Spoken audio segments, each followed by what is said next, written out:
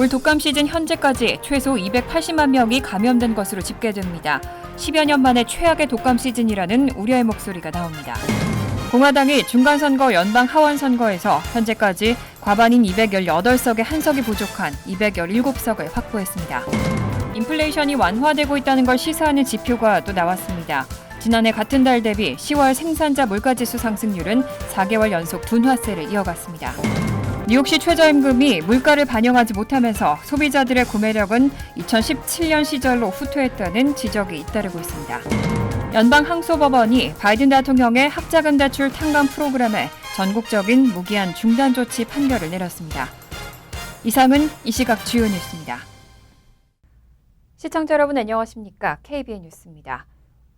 올해 독감 시즌은 여느 때보다 6주 정도 더 일찍 시작됐는데요. 최근 들어 독감 환자가 급증하고 있습니다.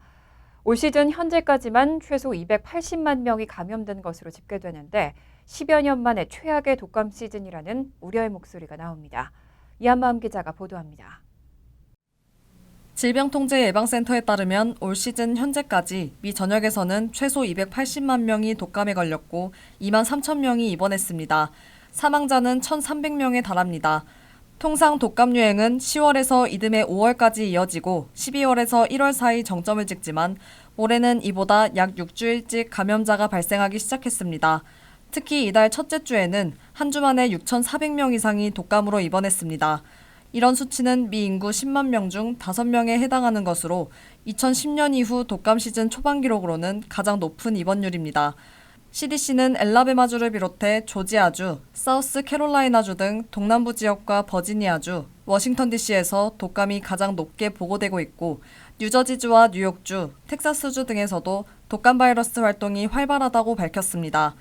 CDC 국립면역 호흡기 질환센터의 호세 로메로 박사는 현재 동남부 지역에서는 인플루엔자 A, H3N2 타입이 가장 흔한 것으로 보인다며 특히 노인과 아이들에게 더 심각하게 나타난다고 전했습니다. 실제 이달 첫 주 노인 10만 명 가운데 거의 11명이 독감으로 입원했고 5세 미만 어린이의 경우 10만 명 중 10명이 입원했습니다. 로메로 박사는 독감 바이러스 급증은 코로나19 시기를 거치면서 면역력이 떨어졌기 때문일 수 있다고 분석했습니다. 보건당국은 올겨울 코로나19 백신과 함께 독감 예방주사를 접종하라고 당부했습니다.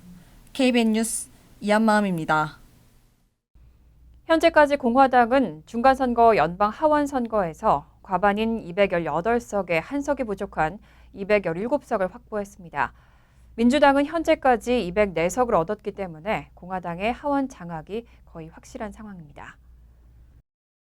공화당은 오늘 연방 하원에서 3석을 추가로 얻었습니다. 한국계 미셸 박스틸 하원의원과 켄 칼버트 하원의원이 캘리포니아주에서 재선에 성공했고 브랜든 윌리엄스 후보는 뉴욕주에서 공화당 중도파인 존 캣코 의원의 은퇴로 생긴 의석을 차지했습니다.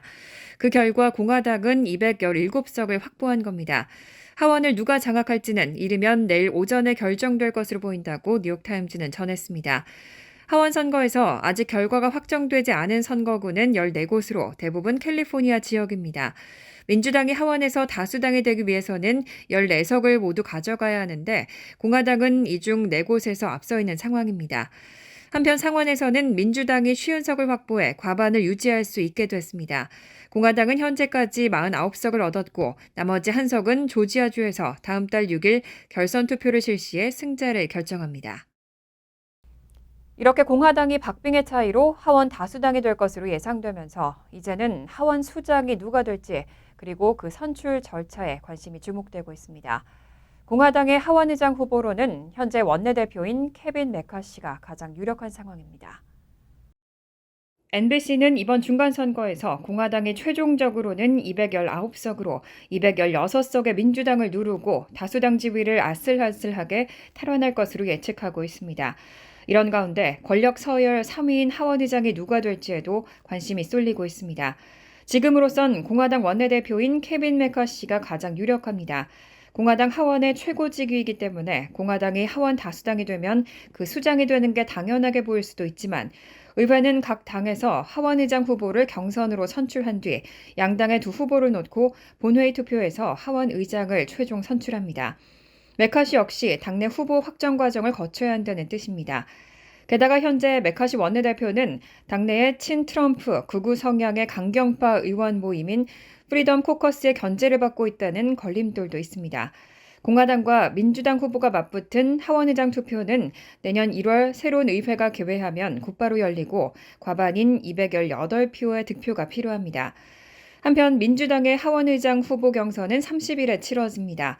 민주당은 하원의장 후보가 선출돼도 전체 의석이 과반에 미달하기 때문에 1월 본회의 투표에서 과반을 차지할 가능성은 상당히 낮습니다.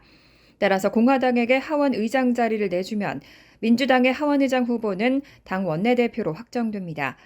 누가 후보가 될지 변수는 낸시 펠로시 현 하원의장의 행보입니다. 지난 4년간 하원의장직을 성공적으로 수행했다는 평가를 받는 펠로시 의장은 아직 선거 결과가 안 나왔다며 거취에 대해 함구하고 있습니다. 인플레이션이 완화되고 있다는 걸 시사하는 지표가 또 나왔습니다. 오늘 발표된 10월 생산자 물가지수는 9월보다 0.2%, 지난해 같은 달보다는 8% 올랐는데요. 지난해 같은 달 대비 상승률은 4개월 연속 둔화세를 이어갔습니다. 지난 9월 생산자 물가지수는 각각 8월보다 0.2%, 지난해 같은 달과 비교해 8.4% 상승한 바 있습니다.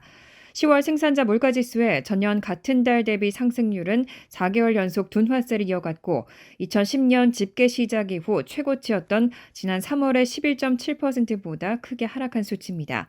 전월 대비 상승률은 월스트리트저널이 집계한 전문가 전망치 0.4%를 하회했습니다.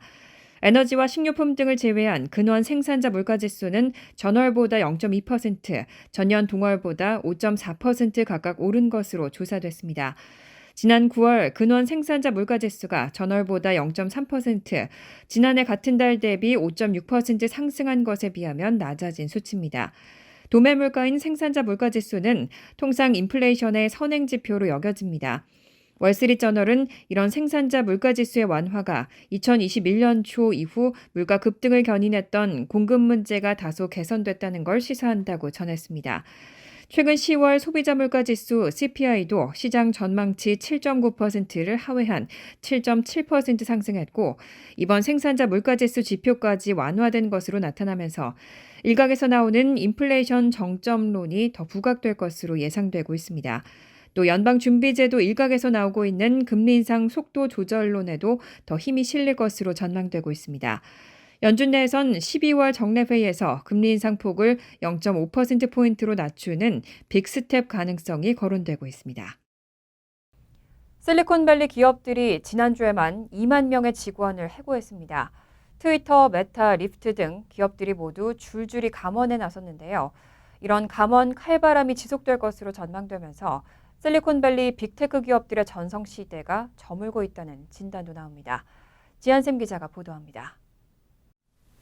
워싱턴 포스트에 따르면 트위터와 페이스북 모기업 메타, 결제 플랫폼 스트라이프, 소프트웨어 서비스 기업 세일즈포스, 승차 공유 기업 리프트 등이 모두 최근 전 직원의 두 자릿수 비율을 해고했습니다. 구글 등 다른 기업들도 고용 둔화와 동결을 선언한 가운데 뉴욕타임스는 아마존도 1만 명의 직원을 해고할 계획이라고 보도했습니다. 워싱턴 포스트는 실리콘밸리에서 지난 10년간 기술 투자자와 근로자, 더 광범위한 경제에 막대한 부를 창출했던 강 세장이 완전히 끝났다는 느낌이 굳어지고 있다며 경기 침체가 현실화될 경우 나머지 경제에서도 어떤 경험을 할지 이미지를 떠올리게 한다고 평가했습니다. 감원을 단행한 기업들의 경영진은 코로나19 기간 과도한 채용과 전자상 거래 활동의 둔화, 경기 침체 가능성 등 다양한 배경을 지적하고 있습니다. 지난 10년 동안은 저금리로 쉽게 벤처 투자자들이 신생 테크 기업들에 대해 투자해왔습니다. 하지만 연준이 인플레이션 억제를 위해 금리를 공격적으로 인상하면서 벤처 캐피털들의 투자는 인색해졌고 기업들은 성장보다는 수익성에 집중하며 비용 절감을 위해 감원에 나서고 있습니다. 트위터는 최근 전체 직원의 50%인 3,700명을 해고했고 스냅은 20%에 해당하는 1,300명, 메타는 전 직원의 13% 규모인 11,000명을 해고했습니다. 리프트는 13%, 넷플릭스는 4%를 감원하고 있습니다. 구직 사이트 집 리크루터의 줄리아 폴락 수석 이코노미스트는 실리콘밸리의 정리해고 파급 효과가 더 확대되고 감원 바람도 지속될 것으로 예상했습니다. KBN 뉴스 지한샘입니다. 뉴욕시의 최저임금은 지난 2018년 말 15달러로 올랐습니다. 하지만 최근 잇따라 치솟는 물가를 반영하지 못하면서 실제 소비자들의 구매력은 2017년 시절로 후퇴했다는 지적이 따르고 있습니다. 어제 뉴욕타임스가 뉴스쿨 산하 리서치 기관 Center for New York City Affairs를 인용해 보도한 바에 따르면 2018년 말 뉴욕시의 최저임금은 15달러로 올랐지만 이후 약 4년간 뉴욕시 소비자들의 구매력은 15% 감소한 것으로 나타났습니다. 치솟는 물가 상승으로 사실상 소비자들의 구매력이 최저임금이 시간당 13달러였던 2017년 시절로 후퇴한 셈이라는 설명입니다. 뉴욕타임스는 40년 내 가장 높은 물가 상승 폭으로 소비자들이 경제적 어려움을 겪고 있다면서 뉴욕시도 다른 대도시들과 같이 최저임금을 올릴 필요가 있다고 지적했습니다. 워싱턴 DC의 경우 지난 7월부터 최저임금을 시간당 16달러 10센트, LA의 경우는 16달러 4센트로 인상한 바 있습니다. 현재 뉴욕시와 롱아일랜드, 웨스트체스터 카운티의 최저임금은 시간당 15달러, 나머지 뉴욕주 최저임금은 시간당 13달러 20센트입니다. 이에 따라 최근 주의회 내에서는 제시카 라모스 주 상원의원이 발의한 물가 상승률 기반 연간 최저임금 인상 의무화 법안이 다시 추진되고 있습니다. 지난 10일 새롭게 개정된 법안은 뉴욕시와 웨스트체스터, 나소, 서포 카운티의 최저임금을 2024년 1월 1일부터 시간당 17달러 25센트, 2025년부터 시간당 19달러 25센트, 2026년 21달러 25센트로 단계적으로 인상한다는 내용을 담고 있습니다. 지난 2일 CBS 헬스와 월그린이 오피오이드 피해와 관련해 주 및 지방정부가 제기한 소송에 약 50억 달러씩을 지불하겠다고 발표했었죠. 이어 오늘 월마트도 31억 달러를 지불하겠다고 발표했습니다. 오늘 월마트는 마약성 진통제 오피오이드의 피해에 대해 주 및 지방정부가 제기한 소송에 대해 31억 달러를 지급하겠다고 밝혔습니다. 이런 월마트의 제안은 지난 2일 양대 약국체인 CVS 헬스와 월그린이 각각 약 50억 달러를 지불하겠다고 발표한 것에 이은 겁니다. 이번 거래는 주 법무장관 그룹과의 협상 결과로 나온 것이지만 최종적인 것은 아닙니다. CVS와 월그린과의 거래 역시 완료되기 전에 주 및 지방정부에 의해 먼저 받아들여져야 합니다. 월마트의 계획은 43개 주에서 승인을 받아야 하는데 공식 절차는 아직 시작되지 않았습니다. 미국의 약국들은 지난 20년 동안 미국에서 50만 명 이상의 사망과 관련된 오피오이드 과다 복용 전염병에서 그들의 역할에 대한 복잡한 소송을 해결하기 위해 가장 큰 제약회사들과 의약품 유통업자들과 힘을 합쳤습니다. 최근 몇 년 동안 제안되고 확정된 합의의 총액은 500억 달러 이상이고 그 대부분은 정부가 위기 극복을 위해 사용할 계획입니다. 2000년대 들어 가장 치명적인 오피오이드 과다 복용에는 옥시콘틴과 일반 옥시코돈 같은 처방약과 관련돼 있습니다. 정부와 의사 회사들이 이런 처방약을 구하는 것을 점점 더 어렵게 만들면서 오피오이드에 중독된 사람들은 점점 더 헤로인에 의존하게 된 겁니다. 최근 몇 년 동안 오피오이드로 인한 사망자는 연간 약 8만 명으로 기록적인 수준에 달했습니다. 구글이 이용자들을 속이고 위치 정보를 수집해 사생활을 침해하고 광고로 막대한 이익을 얻었다는 이유로 소송이 잇따랐는데요. 논란을 해결하기 위해서 구글이 40개 주와 3억 9,150만 달러를 지급하기로 합의했습니다. 월스트리트저널 등 언론은 구글이 이용자들을 속이고 위치 정보를 수집했다는 논란을 해결하기 위해 40개 주와 3억 9,150만 달러를 지급하기로 합의했다고 보도했습니다. 40개 주 검찰총장들이 발표한 합의안에 따르면 이용자들이 스마트폰에서 위치 기록 설정을 꺼놨을 때도 구글은 위치 정보를 추적했습니다. 매튜 플래킨 뉴저지 검찰총장은 구글과 같은 디지털 플랫폼은 사용자들에게 개인정보 보호 기능을 제공한다고 주장한 다음 사용자의 명시적 의사에 반해 데이터를 수집하고 광고주에게 판매해 막대한 이익을 얻을 수 없다고 지적했습니다. 이와 관련해 구글은 이미 개선된 조치라고 밝혔습니다. 구글 대변인 호세 카스타네다는 최근 몇 년 동안 우리가 개선한 조치와 일관되게 우리는 수년 전 이 조사를 해결했다고 설명했습니다. 위치 데이터는 특히 구글 등의 온라인 광고 사업에 중요한 역할을 하고 있습니다. 구글은 소비자들로부터 수집하는 데이터를 맞춤형 광고에 활용하고 있기 때문입니다. 이번 합의안에 따라 오는 2023년부터 구글은 이용자가 위치 관련 설정을 켜고 끌 때마다 추가 정보를 표시하기로 했습니다. 또 위치 추적에 대한 주요 정보를 눈에 띄게 표시하고 위치 추적이 어떻게 사용되는지에 대한 자세한 정보를 사용자에게 제공하기로 했습니다. 구글은 지난달에도 애리조나주와 유사한 소송에 대해 8,500만 달러에 합의한 바 있습니다.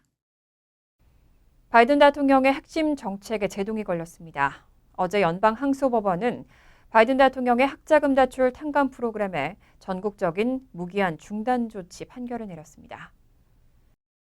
로이터 통신에 따르면 어제 세인트루이스 소재 제8연방항소법원은 공화당이 장악한 6개 주, 네브라스카와 미주리, 아칸소, 아이오와, 캔자스, 사우스캐롤라이나가 바이든 대통령의 학자금 대출 탕감 정책의 집행을 막아달라며 제출한 가처분 신청에 대해 전국적인 무기한 중단 조치 판결을 내렸습니다. 이로써 바이든 대통령은 대법원의 판결이 나오기 전까지는 학자금 대출금을 탕감할 수 없게 됐습니다. 이번 소송에서 6개 주는 바이든 대통령의 학자금 대출 탕감 정책이 의회 권한, 입법권과 예산 지출 권한 등을 침해한다는 주장과 함께 이 정책이 주의 세금 수입과 학자금에 투자한 주정부 기관의 수익을 위협한다고 주장했습니다. 연방항소법원은 미래의 세수와 재정을 위협한다는 이들의 주장이 합당하다고 판단한 것으로 전해졌습니다. 이에 대해 백악관은 즉각 반발했습니다. 카린장 피에르 백악관 대변인은 성명을 내고 우리는 학생 부채 구제 프로그램에 대한 법적 권한을 확신한다며 팬데믹으로부터 회복하는 데 가장 도움이 절실한 채무자들을 돕는 것이 필요하다고 믿는다고 밝혔습니다. 또 행정부는 공화당 관리들과 특정 이익단체들에 의한 근거 없는 소송들과 계속 싸울 것이고 노동자와 중산층 미국인들을 돕기 위한 싸움을 멈추지 않을 것이라고 덧붙였습니다. 다만 앞선 법원의 판결에 따라 바이든 행정부는 지난 11일부터 대출 탕감 신청 접수를 중단한 상태입니다. 간추린 소식입니다. 윤송희 NC소프트 사장, 이민진 작가, 루시고 제구 연방고법 판사, 아프리카 윤 블랙 유니콘 최고 경영자 등 4명이 미주 한인위원회 공로상을 받게 됩니다. 시상식은 오늘 19일 워싱턴 DC의 콘레드 호텔에서 개최됩니다. 미주 한인위원회 공로상은 미국 사회에 기여하고 한인의 위상을 높인 사람에게 수여됩니다. 코로나19 팬데믹 이후 급감했던 미국 내 대학의 한국 출신 유학생이 2021-2022학년도에는 3.2% 늘어난 것으로 나타났습니다. 국제교육연구소가 발표한 오픈도어 연례 보고서에 따르면 2021-2022학년도의 한국 유학생은 4만 755명으로 전년도인 2020-2021학년도에 3만 9,491명 대비 3.2% 증가했습니다. 한국 출신 유학생은 중국 29만 86명, 인도 19만 9,182명에 이어 세 번째로 많았습니다. 2021-2022학년도 미국 대학에 등록한 전체 외국인 유학생 수는 94만 8,519명으로 집계됐습니다. 이는 전년도보다 3.8% 늘어난 규모로 3년 만에 첫 증가세를 보였습니다. 에릭 애담스 뉴욕시장은 어제 시 전역에 있는 쓰레기 방치 지역 1,000여 곳을 대상으로 정화 작업을 펼치는 게스트 오브 클린 계획을 시작했다고 밝혔습니다. 이를 위해 뉴욕시는 위생국 직원 200명을 추가로 고용하고 시 전역 공원 위생관리 강화를 위해 공원국 직원의 전역 근무도 추가합니다. 당국은 예산 1,450만 달러를 투입해 거리 정화와 쥐퇴치, 불법 쓰레기 투기 단속 등을 집중적으로 벌인다는 계획입니다. 세관 국경보호청은 지난 10일 도미니카 공화국 푼타카나에서 뉴욕 JFK 공항에 도착해 심사를 받던 도미니카 국적의 여성이 탄 휠체어 바퀴에서 코카인 13kg을 발견했다고 밝혔습니다. 공항 관계자들은 이 휠체어의 타이어가 회전하지 않는다는 것을 발견하고 휠체어를 엑스레이로 촬영한 결과 바퀴에서 약 50만 달러 상당의 코카인이 발견됐습니다. 세관 국경보호청에 따르면 발각된 코카인의 양은 약 6천 명이 과다 복용할 수 있을 만큼 치명적인 양입니다. 환율과 증권 소식입니다.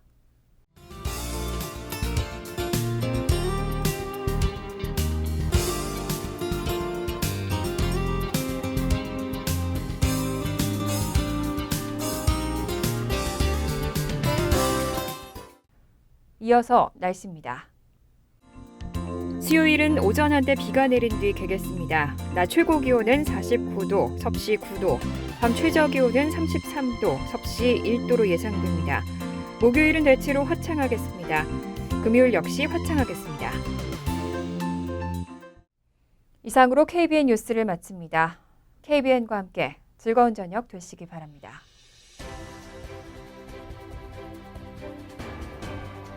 미 동부 최대 한인방송 KBN이 제작하는 KBN 뉴스는 웹사이트 mykbn.com 그리고 유튜브와 페이스북에서 다시 보실 수 있습니다. 좋아요, 구독, 알림 설정은 뉴스 제작에 큰 도움이 됩니다.